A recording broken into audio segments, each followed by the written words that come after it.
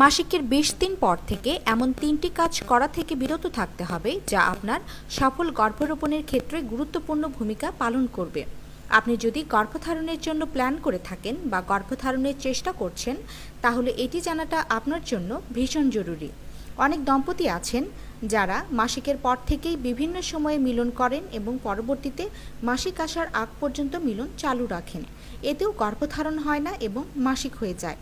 এর কারণ হলো মাসিকের পরে ইচ্ছে মতো যে কোনো দিনে মিলন করলেই গর্ভধারণ হবে না। গর্ভধারণের নির্দিষ্ট কিছু উর্বর দিন রয়েছে। এই ফার্টাইল বা উর্বর দিনগুলোর পরে মিলন করলে সফল গর্ভধারণ হলেও তা অনেক সময় নষ্ট হয়ে যায়। গর্ভধারণের জন্য মিলন কবে করতে হবে, কোন দিনগুলোর পরে মিলন করা গর্ভধারণের জন্য নিরাপদ হবে না, গর্ভরোপণ রক্তপাত কেমন ধরনের হয়ে থাকে, এই বিষয়গুলোই অনেকের জানা থাকে না। আজকে আমরা এগুলোর সাথে সাথে 3টি সাবধানতা নিয়ে আলোচনা করব, যেগুলো সফল গর্ভরোপণের জন্য ভুলেও করা যাবে না। জানতে হলে মাম্মি কেয়ারের সাথেই থাকুন। প্রথমে আমরা মাসিকের 20তম দিন কিভাবে বের করবেন জানব। যেদিন আপনার মাসিক শুরু হবে সেদিনটিকে প্রথম দিন হিসেবে গণনা করে 20তম দিন পর্যন্ত গণনা করতে হবে। ধরুন আপনার মাসিক মার্চের 1 তারিখে শুরু হয়েছে। মার্চের 1 তারিখকে প্রথম দিন হিসেবে গণনা করে 20 তারিখে গিয়ে 20তম দিন পর্যন্ত গণনা করতে হবে। গর্ভধারণের জন্য মাসিকের 10তম দিন থেকে 20তম দিন পর্যন্ত মিলন করতে হবে। এই দিনগুলোর ভেতরেই যে কোনো সময়ে আপনার ওভুলেশন হয়ে যাবে যদি আপনার নিয়মিত মাসিক সাইকেল হয় সেক্ষেত্রে। কেননা ওভুলেশন হলে বা ফার্টাইল দিনগুলোতে মিলন করলেই কেবলমাত্র গর্ভধারণ সম্ভব হবে। ওভুলেশনের পরে গর্ভরোপণের প্রসেস চলে, অর্থাৎ ভ্রূণ বা বাচ্চাটি জরায়ুর গায়ে গিয়ে রোপিত হয়। একে গর্ভরোপণ বলে। গর্ভরোপণের এই কাজ সফলভাবে হলেই গর্ভধারণের মূল প্রক্রিয়া শরীরে শুরু হয়ে যায়, যা আপনি গর্ভধারণের শারীরিক লক্ষণগুলোর মাধ্যমে এবং মাসিক মিসের পরে কিট টেস্ট করে বুঝতে পারবেন।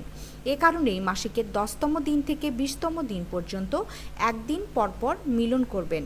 এটি আপনার গর্ভধারণের জন্য উপযুক্ত সময় হিসেবে ধরা হয়।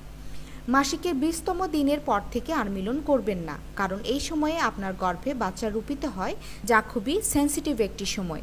এ সময়ে মিলনের ফলে পেটে যে ঝাঁকুনি বা চাপের সৃষ্টি হয় তাতে গর্ভরোপণ নষ্ট হয়ে যাওয়ার সম্ভাবনা থাকে।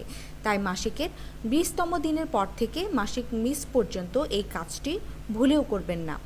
গর্ভধারণ হয়ে গেলেও প্রথম 3 মাস পর্যন্ত মিলনের ব্যাপারে সতর্ক থাকবেন, যাতে পেটে বেশি চাপ বা ঝাঁকুনি না লাগে।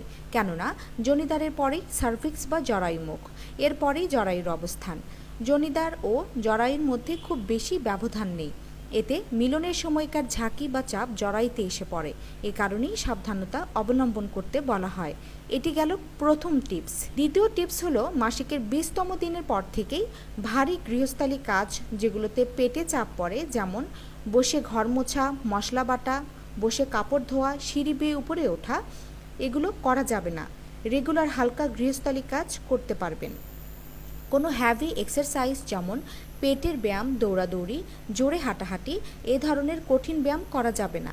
যোগা বা যোগ ব্যায়াম, হালকা হাঁটাহাঁটি করতে পারেন। এছাড়াও ব্যায়ামের পরে সোনা বা স্টিম বাথ বা হট বাথ এগুলো নেওয়া যাবে না।